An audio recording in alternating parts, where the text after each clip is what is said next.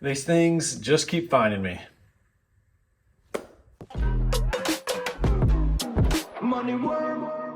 Behind me, I've got a 1971 Jeepster Commando. This one is a subscriber's build. He reached out to me probably in May. I let him know I had a lot of different projects going on and that I would try to get him in at the beginning of 2026. Well, it is now the beginning of 2026 and apparently I fit him on the build schedule.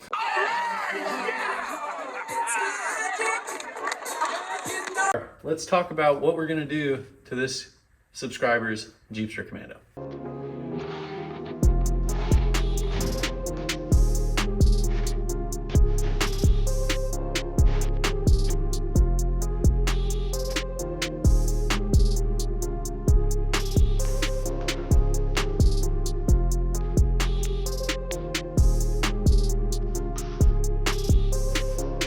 As you can tell, everything is now already removed.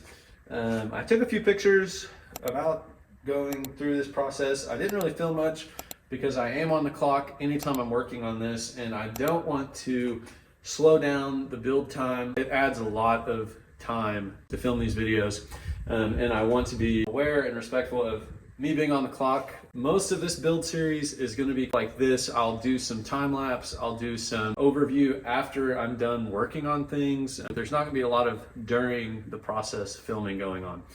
With that in mind, if you guys have questions as I go through this build process or things that you really want to see, please leave comments down below because that's what I'm going to focus on, really capturing, addressing, answering questions, all of those different things.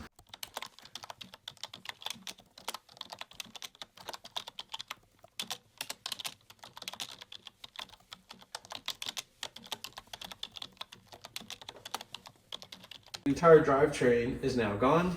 So what are we gonna do? Let me tell you. Now this Jeep is the Avocado Mist. This is a stock color. Someone added the SC1 stripes. I think they look really sharp.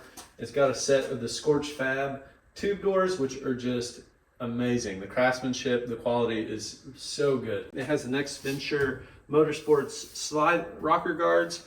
I don't think they make those anymore, but they are really cool as well. Overall, this thing is done really well. It's really clean, and I'm excited to start working on it.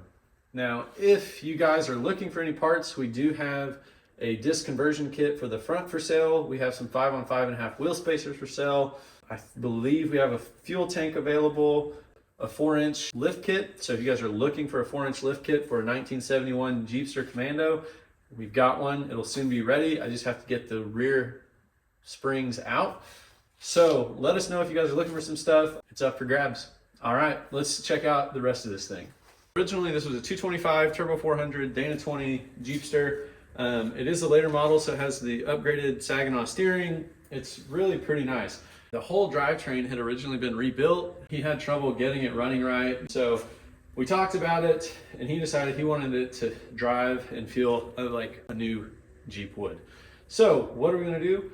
We've got a 5.3 LS, a 4L60E, and a 231 heavy duty transfer case behind that.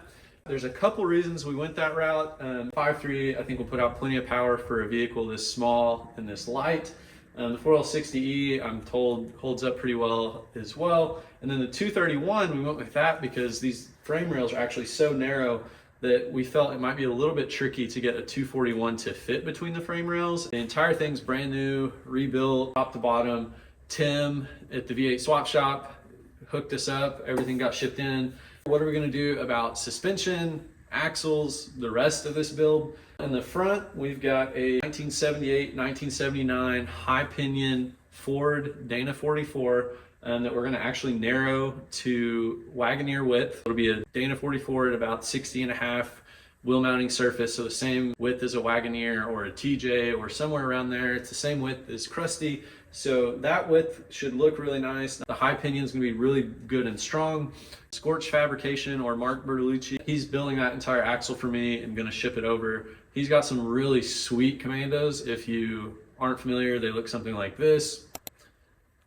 I'm really glad that he was willing to be a part of this build and get everything put together for me. So he's gonna do the narrowing, install the truss, the lower link mounts, and set up the gears. And so that's really going to help me a lot on time.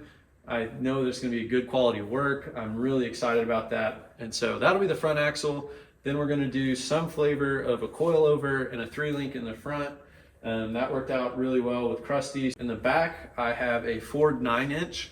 I actually picked that up from Craig, the guy who has a 71 Jeepster Commando that we did a Rigs I Dig on. You can click and watch that video wherever that video is. He actually went ahead and upgraded. He now is on 40-inch tall tires. So he had a full float Ford 9-inch that he sold us for a pretty good deal. We're gonna go ahead and get that trussed. It'll have 410 gears, a Yukon Grizzly locker in it. We'll run 410 gears front and rear, Grizzly lockers front and rear. Should be set up really nicely. A 4-link in the back for cost and simplicity and all those types of things. We're gonna actually run coil springs in the back, just like I did on Krusty. From there, we're gonna install an Aero tank, give us some extra fuel capacity, and I'm sure there's lots of other kind of doodads, things here and there that we're gonna have to work on as well. There it is, guys. That is the build plan for this 1971 Jeepster Commando, affectionately called Project Dauntless Delete.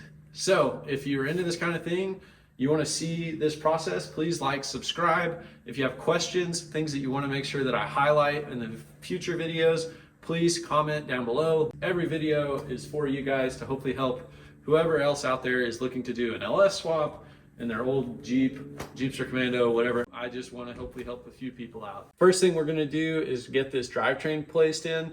So anything related to the drivetrain, any questions you might have, recommendations, suggestions, please let me know. Money worm.